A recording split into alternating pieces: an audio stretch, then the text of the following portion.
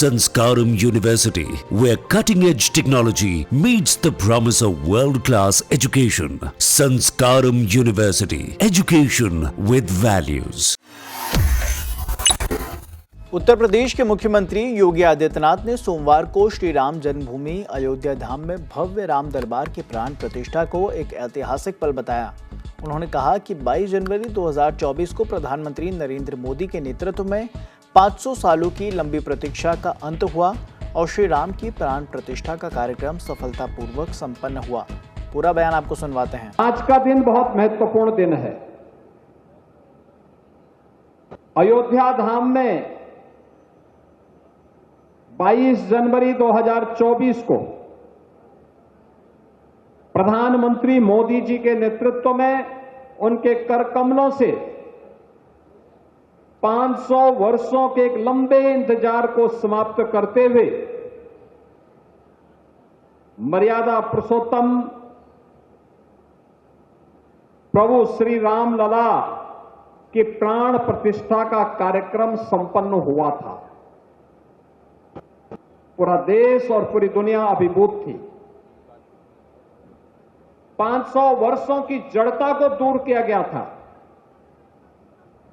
भारत का पुनर्वैभव देश के यशस्वी प्रधानमंत्री जी के कर कमलों से अयोध्या धाम में पुनर्स्थापित हुई थी और आज उसी की अगली कड़ी श्री राम जन्मभूमि अयोध्या धाम में भव्य राम दरबार की प्राण प्रतिष्ठा का कार्यक्रम संपन्न हुआ है। मैं इस अवसर पर अयोध्या वासियों को, प्रदेशवासियों को और देश और दुनिया में निवास करने वाले सभी सनातन धर्मावलंबियों को इस अवसर पर हृदय से बधाई देता हूं और श्री राम जन्मभूमि मंदिर ट्रस्ट से जुड़े हुए सभी पदाधिकारियों का हृदय से अभिनंदन करते हुए आदरणीय प्रधानमंत्री जी के प्रति आभार व्यक्त करता हूं। बहनों और भाइयों, आज गंगा दशहरे का भी पावन अवसर है। मां सरयू महोत्सव के साथ कुछ ही देर में हमें जुड़ने का अवसर प्राप्त होगा।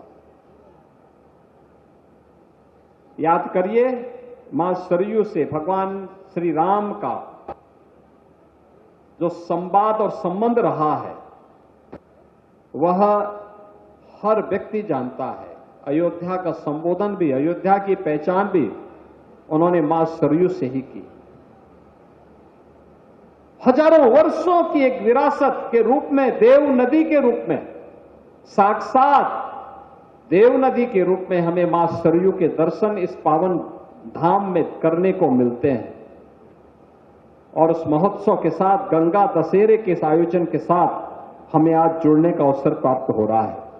इस अवसर पर सरयू महोत्सव की भी आप सभी को मैं हृदय से बधाई देता हूं। गंगा दशहरा की भी आप सबके प्रति हृदय से बधाई और आप सबके प्रति अपनी शुभकामनाएं देता हूं। आप याद करिए, भगवान राम के ही पूर्वज महाराज भगीरथ की तपस्या का परिणाम है कि देव नदी मां गंगा इस धराधाम पर अवतरित होकर के हम सबके कल्याण का मार्ग प्रशस्त कर रही है।